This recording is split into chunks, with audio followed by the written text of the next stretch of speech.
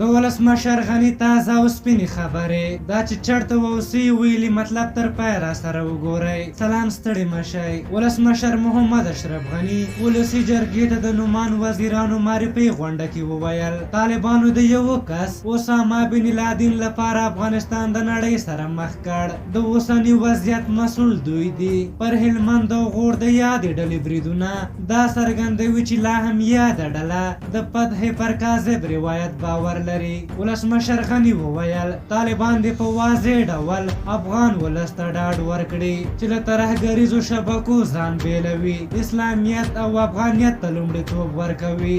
غني وایي موږ دوی ته وایو چې راځي د قرآن او حدیثو پر بنا خبرې وکړو، خو دوی امریکا سره شوې هوکړه باندې ټینګار کوي. غني وویل د افغانستان علماو نړۍ ته قناعت ورکړ چې د طالبانو جګړه کوم اسلامي اړخ نه لري. له طالبانو باید وپوښتل شي چې دوی چیرته اوسیږي.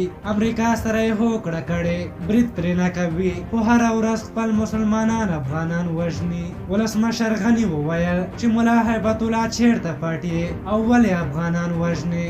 دغه راز غني وویل زموږ یوازې 38,000 ځانګړي او هوایي ځواکونه بسنه کوي چې د خپلو خلکو له حقوقو او استقلال څخه په قاطع ډول دفاع وکړي. ولسمشر زیاته کړه یو نفر بې ګناه نه دی، ټول ګناهکاران یو. که خرابي راغلی که جلادان راغلي په خپله تاسې راوستي.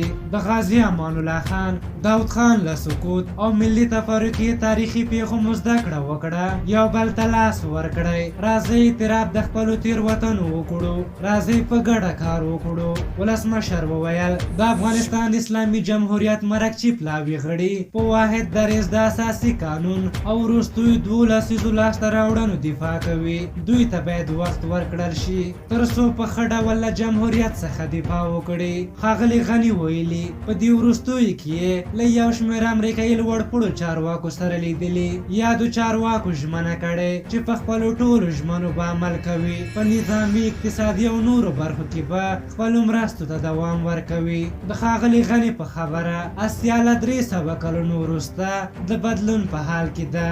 د افغانستان موقعیت د سرو زرو ځای لري.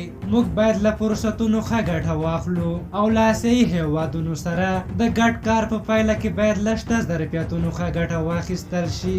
دغه راز ولسمشر وویل هغه خطرونه چې اوس مهال افغانستان ورسره مخ دی، لومړی وارخطایي ده چې د بې باورۍ له امله منځته راغلی.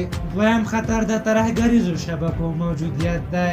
دریم د جرمي شبکو موجودیت او څلورم خطر فساد دی چې باید په ګډه ورسره مبارزه وشي. په هر حال تاسو د ولسمشر محمد اشرف غني د خبرو په هکله څه نظر لرئ؟ خپل نظرونه هم راته په کومنټ کې ولیکئ. که زموږ ویډیو مو خوښه شوې وي ضرور لایک کړئ. تر بل ویډیو مې په لیا بخښونکي خدای سپارم. د الله په امان.